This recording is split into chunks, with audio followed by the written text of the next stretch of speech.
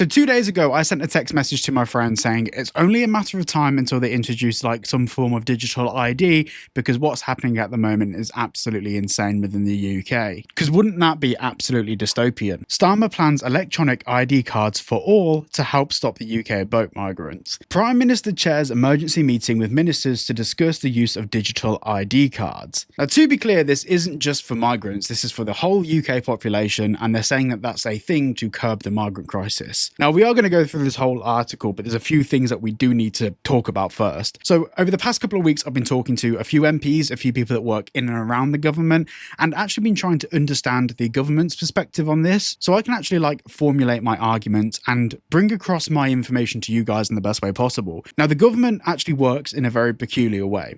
Basically, we have like two columns, and I'll put these two columns on the screen right here. We have the list of issues in the UK, which come down here, and then we also have things that the government want here. And then in the middle, we have a category called optics. So for example, they take an issue and they try and find the route that gives them the best optics to find a solution that benefits what they want. So in the case of this, the optics, the vision of what the government are selling to us is that we have an issue with the migrant crisis in the UK.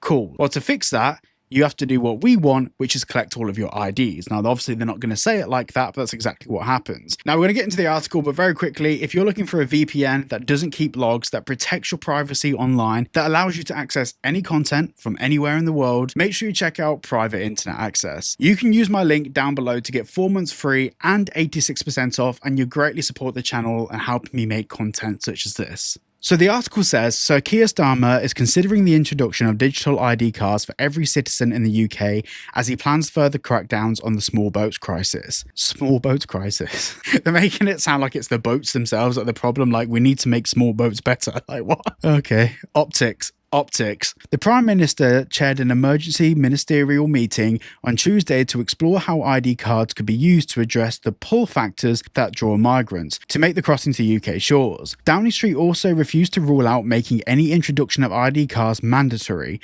insisting that it is willing to look at what works. You know what's coming. We are days, weeks, if we're lucky, months away from having to have a digital thing on our wallet, on our phone, or whatever it might be. We are days away, weeks away from having like a digital ID on our phones that we have to scan at the checkout at bloody fucking Tesco's. I refuse to be ID'd for KFC. I draw the line. It comes as the government seeks to wrestle back control of the narrative around immigration from Nigel Farage's reform, setting out concrete plans to clamp down on the number of channel crossings. Now, here's the really interesting thing. Once again, we're going back to optics, and I know it's something I'm obsessed with on the channel, but that's how the government works. It's how they get votes. We are becoming China. If you like introduce a full social credit system, that's like we are on par with. But with the digital ID, we are 90% of the way there, and it's only going to get worse. Now, some of Nigel Farage's policies in the past, I felt they're a bit loose, and he has actually constantly flitted between different things depending on public opinion. In my opinion, I don't feel like that's conducive to someone that really knows what they want. That's conducive to someone that wants votes. But for me, my most important thing is overturning the Online Safety Act and overturning restrictions that basically require people to submit ID to third-party companies.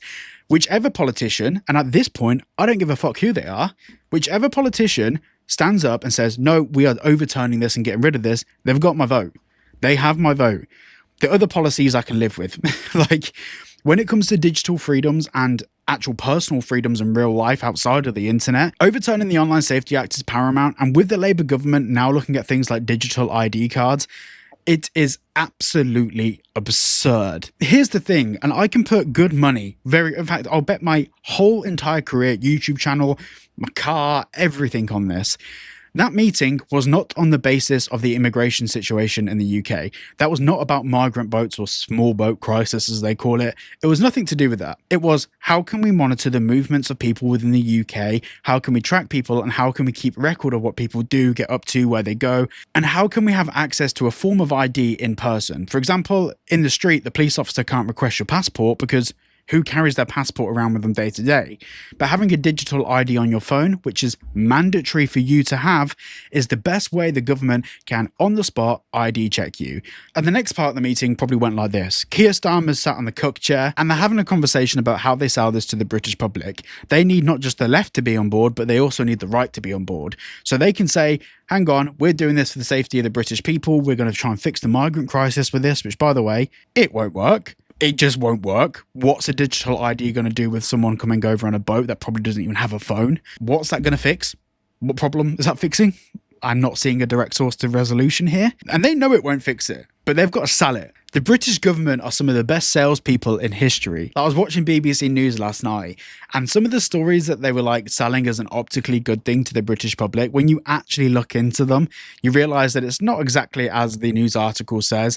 There's bits of important information missed out, and you're being missold the truth. Now, we can get into a whole different video, a whole different rant about the accuracy of media. And obviously, this video is not sponsored by them, but I do work with Ground News, and I use Ground News all the time because at least I can see some form of factuality report. You know what? I will put a link to them down below if you want to go and check them out. But the optics of the government and how they sell this to the people is absolutely absurd. And look, I get branded on this channel. I get branded as being either like extremely left or extremely right, which means I'm doing something right. Because if people can't figure out where I sit politically, it means that people can't actually address the points I'm making. They can just try and figure out what my politics are. And my politics don't matter to the facts of the situation, which that a digital ID system is very worrying for the privacy and protections of people in the UK. Yes, you may catch some more illegal immigrants. Yes, you may catch some more nonces with the Online Safety Act. And sometimes those nonces happen to be the people that work in government that institute these laws. There are benefits to all of these systems. No one's denying that there could be some form of benefit to each of these things, but there's no net positive. There's no thing that wider benefits the British society. The very simple thing to do to fix the current migrant crisis is to be having serious conversations with every single pass-through country that migrants come through to get to the UK. Figure out ways that we can rehome those people either in their original country, help fix some of the issues in the original country, or alternatively, figure out a way or a partnership with another country that can house these people. There are many safe countries between a lot of these origin countries and the UK. There are. I mean, France is safer than a lot of these origin countries, but people don't want to stay in France because the people are French. No.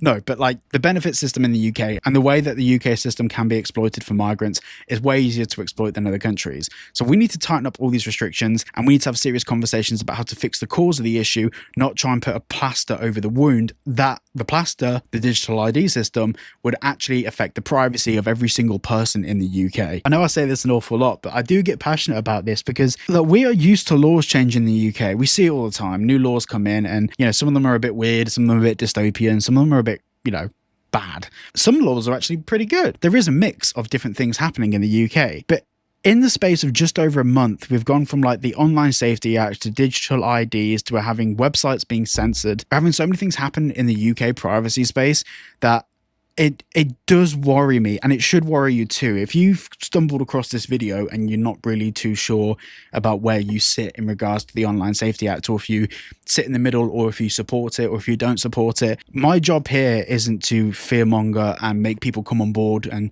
repeal against the Online Safety Act, or like, you know, it's not about that. What I'm trying to do here is educate people on the usefulness of their privacy, which is why I partner with the companies I do. People really do need to understand that what is happening in the UK is not acceptable. It is an absolute monumental violation of our human rights. The fact that you could be wrongly identified in the street and have to produce a form of ID, a digital form of ID to say who you are, where you're going, what you're doing.